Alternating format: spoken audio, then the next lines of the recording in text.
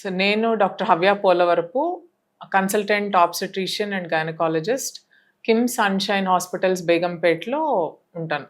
ఈ రోజుల్లో కామన్‌గా మనం చూస్తుంది ఇన్ఫర్టిలిటీ సమస్య. ఇన్ఫర్టిలిటీ అంటే గర్భధారణ జరగకపోవటం. సో దీనికి సంబంధించి చాలా ఇన్సిడెంట్స్ పెరగటం అన్నది రీసెంట్ కాలంలో మనం చూస్తున్నాం. సో ఇన్ఫర్టిలిటీ ఇష్యూ అన్నది ఈ మధ్య చాలా ఎక్కువ ఇన్సిడెంట్స్ చూస్తున్నాము ఈ రోజుల్లో. ఎందుకంటే మల్టిపుల్ రీజన్స్ వల్ల. సో దీని గురించి ఈరోజు మనం డీటెయిల్డ్గా డిస్కస్ చేసుకుందాం. ఇన్ఫర్టిలిటీ అంటే గర్భధారణ జరగకపోవటం. గర్భధారణ మనకి న్యాచురల్గా జరగాలి అంటే మనకి ఆడవారి నుంచి ఒక హెల్దీ ఊసైట్, అదే మగవారి నుంచి ఒక హెల్దీ స్పర్మ్ అన్నది ఉంటే ఈ రెండు కలిసి మనకి హెల్దీ ఎంబ్రియో, ఆ ఎంబ్రియో నుంచి వచ్చేదే మనకి healthy foetus and baby. So ఇలా మనకి ఊసైట్ హెల్దీగా అంటే ఎగ్, అండం అని ఏదైతే అంటామో అది మనకి హెల్దీగా రావటానికి ఆడవారు హెల్దీగా ఉండటం ఇంపార్టెంట్. అలానే వీర్యకణం హెల్దీగా ఉండాలి అంటే ఆ మగవారి వాళ్ళ లైఫ్ స్టైల్ కానీ వాళ్ళ జనరల్ హెల్త్ కండిషన్ కానీ బాగుంటేనే మనకి హెల్దీ వీర్యకణం అనేది వస్తుంది. సో ఈ రెండు కణాలు కరెక్ట్గా జెనెటిక్ కాంపోజిషన్ కానీ కరెక్ట్గా దాని లోపల ఉన్న క్వాలిటీ ఏదైతే బాగుంటుందో అప్పుడే మనకి హెల్దీ బేబీ అనేది వస్తుంది. సో చాలా కాలంగా ఏదైనా ప్రెగ్నెన్సీ కనుక ఒక ఫీమేల్కి రాకపోతే సో ప్రాబ్లం ఏదో ఉంది, ఆడవారిలోనే ప్రాబ్లం ఉంది అన్నది చాలా పెద్ద అపోహ ఉండేది.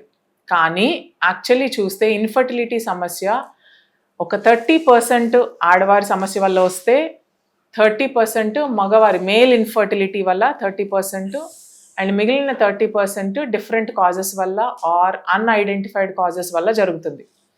సో ఈ 30% ఏదైతే మనం మగవారి కారణాల వల్ల చూస్తున్నామో male infertility, this percentage is increasing. అంటే ఇది చాలా వరకు ఈ రోజుల్లో మేల్ ఇన్ఫర్టిలిటీ అనేది చాలా ఎక్కువగా చూస్తున్నాం. ఒకప్పుడు ఎప్పుడు ఓకే వీళ్ళకి పిల్లలు కలగట్లేదు, వాళ్ళకి వీర్యకణాలు ప్రాబబ్లీ బాగాలేదేమో అని చెక్ చేసుకుంటే రేర్గా మనకి పాజిటివ్ వచ్చేది. ఈ రోజుల్లో ఇఫ్ యూఆర్ చెకింగ్ మగవాళ్ళ వీర్యకణాల టెస్టింగ్కి సెమెన్ అనాలిసిస్ అని ఇచ్చిన తర్వాత చాలామందికి మనకి దాంట్లో ప్రాబ్లమ్స్ అన్నది చూస్తున్నాం. ఏ కైండ్ ఆఫ్ ప్రాబ్లమ్స్ చూస్తున్నాం? మనకి వీర్యకణాలు కరెక్ట్గా షేప్లో ఉండాలి, కరెక్ట్ నెంబర్లో ఉండాలి, కరెక్ట్గా అవి కదలగలగాలి.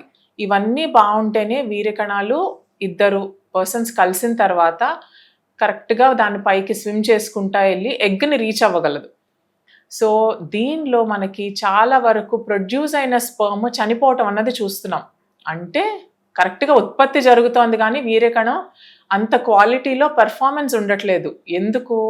సో బర్త్ అయిన తర్వాత స్పర్మ్ చనిపోతోంది. దీనికి గల మెయిన్ కారణము లైఫ్ స్టైల్. సో ఏదైతే మగవారిలో ఈ రోజుల్లో లైఫ్ స్టైల్ వల్ల ఇంక్రీజింగ్ ఇన్ స్మోకింగ్ కానీ, increase in abusing lot of drugs కానీ, లేకపోతే ఇంక్రీజ్ ఇన్ ఆల్కహాల్ ఇంటేక్ కానీ, ఎలా అయితే ఈ సబ్స్టెన్స్ అబ్యూస్ బాగా పెరుగుతుందో దీనివల్ల వీర్యకణాలు ఉత్పత్తి అయినప్పటికీ కరెక్ట్ క్వాలిటీలో ఉత్పత్తి అవ్వట్లేదు. ఆ ఉత్పత్తి అయిన వీర్యకణాలు త్వరగా చనిపోవటం అన్నది చూస్తున్నాం. సో ఈ ఏదైతే మనకి ఎక్స్ట్రా లైఫ్ స్టైల్ హ్యాబిట్స్ ఉన్నాయో అవి someone who is planning for pregnancy, అంటే ప్రెగ్నెన్సీ ప్లానింగ్లో ఉన్న మగవారు కొంతవరకు వాళ్ళ లైఫ్ స్టైల్ చేంజెస్ మార్చుకొని హెల్తీ డైట్ అనేది వాళ్ళకి రొటీన్లో ఇంక్లూడ్ చేసుకొని, సో ఇంక్రీజింగ్ ఫ్రెష్ ఫ్రూట్స్ వాళ్ళ రెగ్యులర్ డే టు డే లైఫ్లో, యాంటీ ఆక్సిడెంట్ రిచ్ ఫుడ్స్ ఏవైతే ఉన్నాయో అవి, అండ్ రెగ్యులర్గా ఎక్సర్సైజ్ అన్నది వాళ్ళ రొటీన్లో ఇంక్లూడ్ చేసుకుంటే చాలా వరకు ఈ వీర్యకణాలు మనకి క్వాలిటీ వీర్యకణాలు ఉత్పత్తి అయ్యే ఛాన్సెస్ పెరుగుతాయి. అంటే మేడం ఇప్పుడు చూసుకున్నట్టయితే లేట్ మ్యారేజెస్ వల్ల చాలా మంది అంటూ ఉన్నారు స్పర్మ్ కౌంట్ తగ్గిపోతూ ఉంటుంది చెప్తూ ఉంటారు. So at a time life style, మీరు అన్నట్టుగా లైఫ్ స్టైల్ వల్ల చాలా వీటి వల్ల ప్రాబ్లమ్స్ వస్తున్నాయి. ఇద్దరిలో బేసిక్ ప్రాబ్లమ్స్ ఉండడం వల్ల పిల్లగా లేట్గా పుడుతున్నారని చెప్తున్నారు. మరి వీళ్ళు అంటే ఇవన్నీ సెటిల్ చేసుకోవాలనుకుంటే ఫుడ్ కానీ వాళ్ళు టైమింగ్ నిద్రపోవాలన్నా కూడా ఎలా ఉంటుంది మేడం? సో మనకి ఏజ్ అన్నది is a very important risk factor. విమెన్కైనా కానీ మెన్కైనా కానీ ఏజ్ పెరిగే కొద్దీ the quality of the oocyte and the quality of the sperm is decreasing. ఎందుకు? ఆడవారు ఎస్పెషల్లీ మనకి చిన్నప్పుడు పుట్టినప్పుడే బర్త్ అప్పుడే ఒక సెట్ నెంబర్ ఆఫ్ ఎగ్స్తో పుడతారు. ఆ సెట్ నెంబర్ ఆఫ్ ఎగ్స్ అన్నవి మనం ఏజ్ అయ్యే కొద్దీ ఆ ఎగ్ కూడా ఏజ్ అవుతూ ఉంటుంది.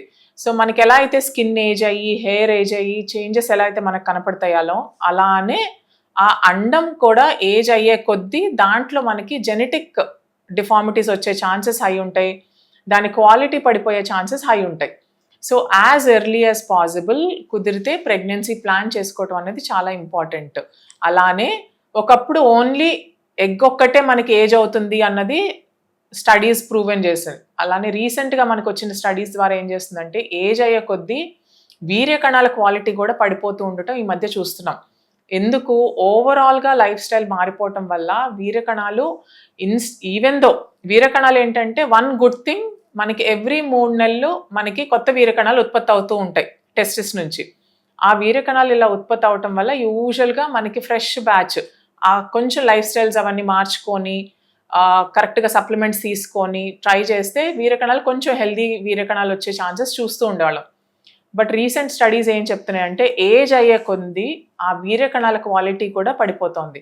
సో ఎనీ కపుల్ ఎవరైనా కనుక ఫ్యూచర్లో ప్రెగ్నెన్సీ కావాలి మాకు అని అనుకుంటే యాజ్ ఎర్లీ యాజ్ పాసిబుల్ వాళ్ళ ఏజ్లో ప్రెగ్నెన్సీ ప్లాన్ చేసుకోవటం బెటర్. అంటే మేడం ఇప్పుడు మీరు ఏజ్ వల్ల చెప్తున్నారు, ఏ ఏజ్లో మ్యారేజ్ అవ్వాలి? చాలా మంది మ్యారేజ్ అయిన తర్వాత మేము ఒక ప్లాన్ పెట్టుకున్నాం, ఆ ప్లాన్ ప్రకారం ఈ టైంలోనే కంటాం పిల్లలని, ఒక 3-4 years అలా గ్యాప్ తీసుకుని 30 తర్వాత పెళ్లి చేసుకున్న వాళ్ళు కూడా 35 కందామని వెయిట్ చేస్తూ ఉంటారు.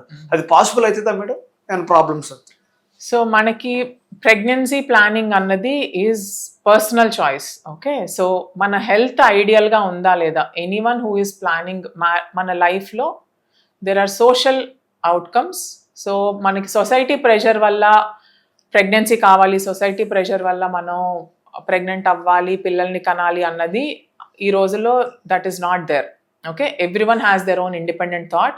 సో ఎవరైనా వాళ్ళు ఫైనాన్షియల్గా సెటిల్ అవ్వాలి దెన్ ప్రెగ్నెన్సీ ప్లాన్ చేసుకోవాలి అనుకుంటే it's every one's personal choice. So కాకపోతే మీ హెల్త్ ఐడియల్ కండిషన్లో ఉందా లేదా. So when you are planning your marriage, whenever you are planning your pregnancy, first ఒక బేసిక్ హెల్త్ చెకప్ మీ డాక్టర్, ఒక ఫర్టిలిటీ స్పెషలిస్ట్ కానీ, గైనకాలజిస్ట్ కానీ, ఆండ్రాలజిస్ట్ కానీ దగ్గరికి వెళ్ళి మీ బేసిక్ హెల్త్ ఎలా ఉంది. ఒకవేళ మన హెల్త్ అంతా బాగానే ఉంది, మన కండిషన్ బాగానే ఉంది, మనకి గుడ్ క్వాంటిటీ ఆఫ్ ఎగ్స్ ఉన్నాయి. Okay, number of quality of egg గురించి ఏదైతే ఇప్పుడు దాకా మాట్లాడుకున్నామో, నెంబర్ ఆఫ్ ఎగ్స్ మనకి ఏదైతే రిమైనింగ్ ఉందో అది కూడా చెక్ చేసుకోవడం ఇంపార్టెంట్. నెంబర్ ఆఫ్ ఎగ్స్ మనకి కరెక్ట్గా లేకపోతే 30 దాటిన తర్వాత there is a sudden decline of eggs.